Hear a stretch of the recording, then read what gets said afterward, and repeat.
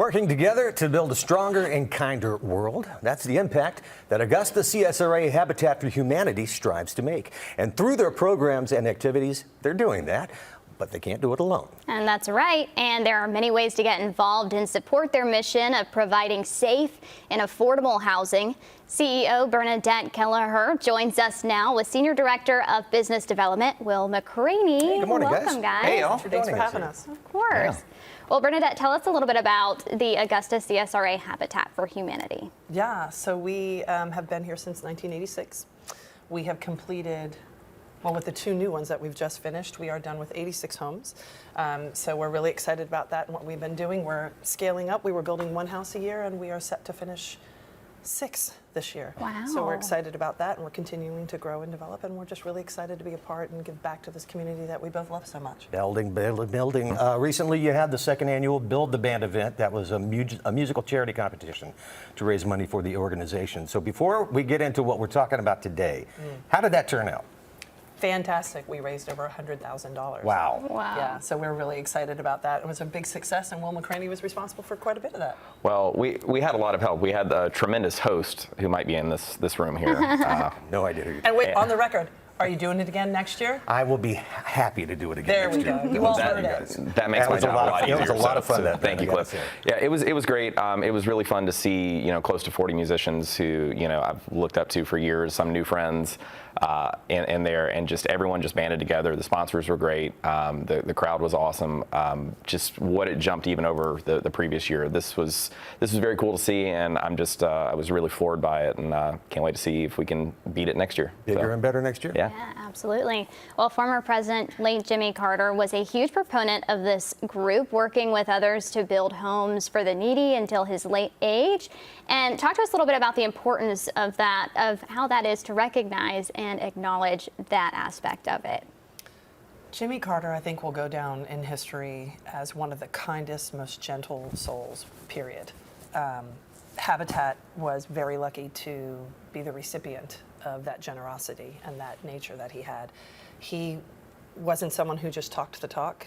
He got up and walked the walk. I think there's a really famous picture of him with a black eye showing up on the job site the next day. Yep. Wow. And he just believed that we live in the most amazing country in the world, which I agree with, and everybody deserves to have a safe home to come home to at the end of the day and your stress. And you know what it's like when you come home and you get to come in your house, there's this automatic, when you're done with your day.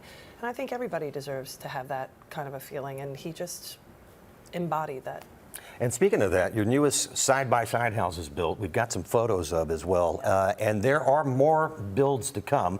Now, these obviously don't come easy. So what goes into a project like this? I don't know that we have the time, but a lot goes into it. But mostly what it depends on is the generosity and the kindness of our community. We have some amazing donors who are incredibly supportive of us. We have everything from corporations, foundations, but the heart and soul and the bloodline is really the individuals in our community getting behind us and being a part of what we're doing and where we are. There is so much. There is the building, the preparing of the families that are going in is a massive program that we have just revamped and redone. Talk about that sometime. And it's a lot. And then the construction itself and the volunteers coming out. And not just that, but there are people who donate roofs, who donate, there are vendors who come in and they donate the roofs or the HVAC, or just to see the community come together. If you have not volunteered on a job site, you should do it. It'll just warm your heart. And the people you're working alongside, the people whose home it will be when it's all done. Yeah, absolutely. It's really neat. Well, when it comes to those volunteers, what are you guys looking for? Right now, we truly believe that everyone has got a certain set of time, talents, and resources. So while we love the job site aspect, there are plenty that just aren't inclined to swing a hammer. And we've got many opportunities at our restore, which is kind of a thrift store vibe. You can get everything from building supplies to home goods, appliances. There's a great clothing section that I think more people should definitely take advantage of. So there's a lot of opportunities there. We also teach a lot of classes for the community. So if you've got particular knowledge, whether it's of insurance, finances, anything that could benefit, yeah, absolutely. I mean, really, just anything that could benefit the community at large. We'd love to hear from you. I try and greet everybody on a one-to-one basis of what makes sense for you, and let's find a way to work together. In terms of success stories, you've got a few, obviously, including, and I love this one, you helped a mother who actually ended up coming into work for you. Tell us about that. Oh, Stephanie Bolton. Yes. Yeah, so Stephanie Bolton actually doesn't work for us, she's on our board. On our board, So yeah. we're super excited about that. And she has just been a catalyst for an entire new way of working with our families. So Stephanie came in to the program, just one of the kindest, sweetest people you would ever meet. She has a disabled son and she has 4 children, but her youngest son is disabled. And so when we built the house, we built that in mind, that her son would be living there forever. So we needed to put a fence in, and we needed to make sure he couldn't climb the fence. So we had to put the boards a certain way. And she, 6 months into it, reached out to me and said, "Thank you." And I'm thinking in my head, "Uh-oh, what did I miss? What did we do?"